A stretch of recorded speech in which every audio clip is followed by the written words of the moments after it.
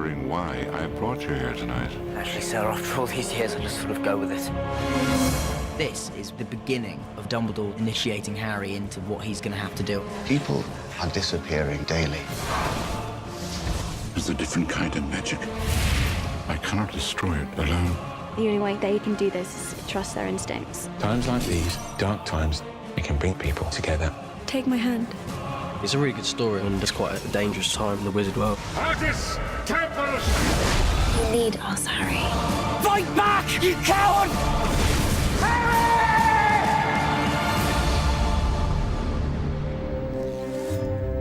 Every day, every hour, dark forces attempt to penetrate this castle's walls. We begin with a tremendous Death Eater attack. The anarchy that's beginning to undermine the wizard world has washed over into the Muggle world. This world, and it all just amazing and wonderful and pure. And suddenly that's totally disintegrated. There's so much uncertainty and fear, and everything is so unsettled. And what we need is a way to find out how we beat Voldemort. The place to which we journey tonight is extremely dangerous. Take my arm. Dumbledore takes Harry on this extraordinary journey. This place has known magic. Very dark, very powerful. This time, I cannot hope to destroy it alone. All this is part of the education of Harry Potter. Dumbledore is preparing Harry for the battle that lies ahead. What you are looking at are memories, in this case pertaining to one individual, Tom Riddle, of the day I first met him. In all the years Tom's been here, he's never once had a visitor. This strange boy sitting there like that in a trance, and slightly evil. Who are you? Well, I'm like you, Tom. I'm different. Prove it. It's really chilling to see a child of that age knowing that he already is the man that he's about to become. I can make things move without touching them. I can make bad things happen to people who are mean to me. I can speak to snakes too. Did you know, sir? Did I know I just met the most dangerous dark wizard of all time? No. You've been reckless, Harry. I like riding around on trains. It takes my mind off things. Dumbledore takes Harry on this sort of mission with him. They have to get this teacher Slughorn to come back to Hogwarts because he possesses a memory. It's the final clue as to how to kill Voldemort. There's a dark secret in his past, and he's reluctant to talk about it, but that's where Harry comes in. Your mother was one of my absolute favourites. Professor Slughorn collects students kind of like jewels. He's a social climber, basically. I taught the whole Black family, except Sirius is a shame. I got Regulus when he came along, of course, but I'd have liked the set. Harry Potter is the big bait for him, a star who he can add to his mantelpiece. And so we get Slughorn back, and then Harry has to try and get Slughorn to divulge the true memory. Oh, wonderful to see you. And you. Hey, Granger. Wallenby. Slughorn has his sort of favourites, and Ron definitely isn't on his favourite list. Hogwarts. I think I'd pitch myself off the astronomy tower if I thought I'd continue for another 2 years. Harry comes up with this theory that Draco Malfoy is now a Death Eater. Take your hands off me, filthy squib! Malfoy's all mouth and no trousers. He's always talking big, and suddenly this young man has been given this mission by the Dark Lord. If Potter was the chosen one for the good guys, then I suppose Draco's the chosen one for the bad. Harry has got his suspicions and is sort of stalking Malfoy to try and actually find out what's happening. He does look a bit sneaky, doesn't he? I think we can all agree that Malfoy looks a suspicious character. We have a bit of a brawl in the toilet. Things are going to be smashing left, right and centre. Half-Blood Prince. It's got some pretty scary stuff going on, but it's got some great comedy in it too. What you see before you is a curious little potion. It does cause powerful infatuation or obsession. Hello, darling. How's your drink? It's a journey of romance, and that's very, very entertaining. Hi, Ron. Hi. Lavender's very focused on her desire for Ron, and she wants him, and she is going to get him. Good luck today, Ron. I know you'll be brilliant. It's quite interesting. He gets this sort of serious relationship with this quite crazy girlfriend. Excuse me, I have to go and vomit. Hermione can't stand Lavender. Hermione thinks Lavender's just annoying. Really, really annoying. I was really looking forward to Ron kissing Lavender Brown. I took a fair bit of stick when I kissed Katie in the last film, so it's time for revenge this time round. Daniel Radcliffe was definitely there. His presence was known on the kissing scene day.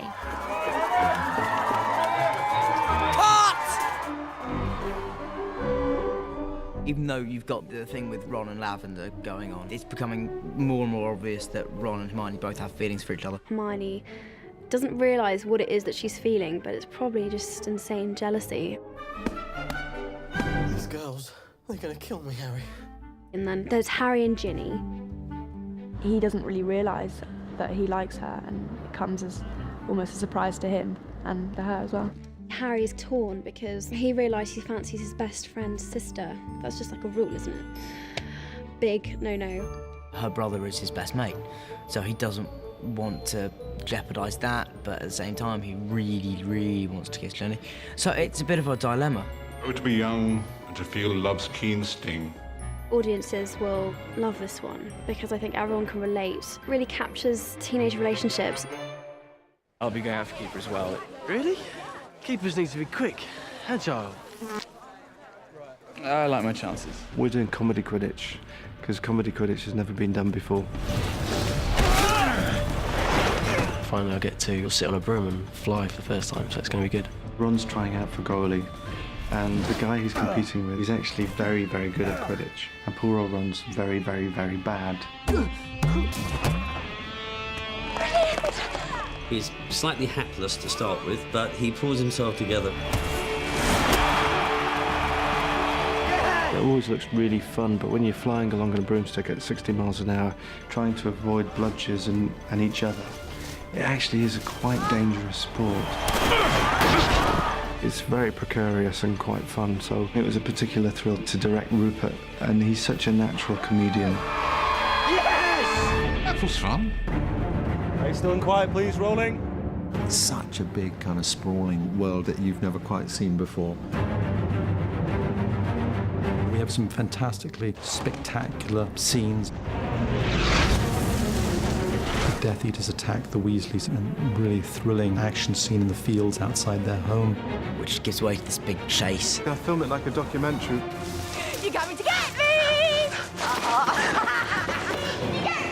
Bellatrix is a bit of pyromaniac.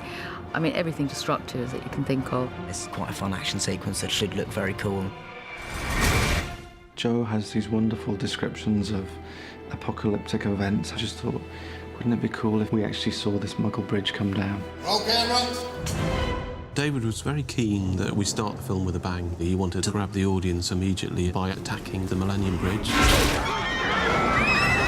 We wanted to find an iconic London landmark that we could make very bad things happen to. So it's a combination of live action and background plate shooting. The opening shot is the real Millennium Bridge with actors and doubles on the bridge itself. And then after that, we replace the bridge with a CG version of the bridge, and the Death Eaters break it up and twist it. Action on the bridge, action, action, action. There aren't many movies you can do that, you know. You can't say, you know what, I just think, well, let's bring a bridge down. But we get away with it on Harry Potter. We've been so lucky over the years with the calibre, the quality, the depth of our acting talent that we've been able to draw upon. Welcome to the charming village of Budley Baberton. Michael Gambon's a master actor, and it's great for Dan to see the master at work, and the two of them get along very well. This is the place. I was really looking forward to working with Michael Gambon as much as I knew I was going to, because he's a laugh, Michael, and he's great fun, and he's really lovely to be around. Why is it, when something happens, it is always you three? Maggie Smith is just glorious, you know, she's a legend. When Maggie walks on the floor, you suddenly realise you're dealing with someone that's very special and very iconic. Potter, take Weasley with you. He looks far too happy over there. And she plays at a level that many other actors can just dream of being at. Take out your wand.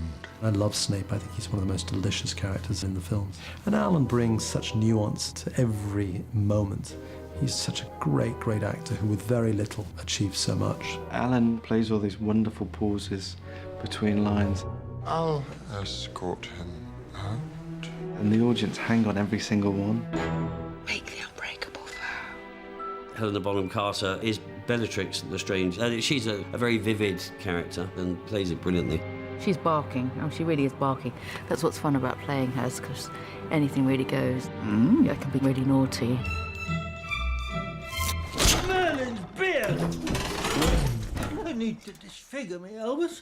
Jim Broadbent gives a very heart-rending performance that feels very anchored in a reality, but also quite playful and quite funny. What about you, Miss Granger? What exactly does your family do in the Muggle world? My parents are dentists. And is that considered a dangerous profession? He is really drawn to that kind of compelling side of the English character of who's the important person in the room. I really need to talk to them and I can ignore everybody else. Even though it's such a huge movie, it's like doing a small movie because it's got the sort of confidence and ease about the whole thing. There's a great family atmosphere on it. Great fun. Draco, years ago, I knew a boy who made all the wrong choices.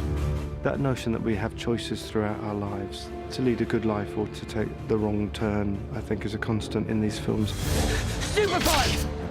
It's quite scary, but it's going to be good. In my life, I've seen things that are truly horrific. Now I know you will see worse. What makes this film different is it's very real. I'm really excited about it. You're the chosen one, Harry. Without you, we leave the fate of our world to chance. The films are growing and getting better, and I do think this film should be the best yet. I have to do this.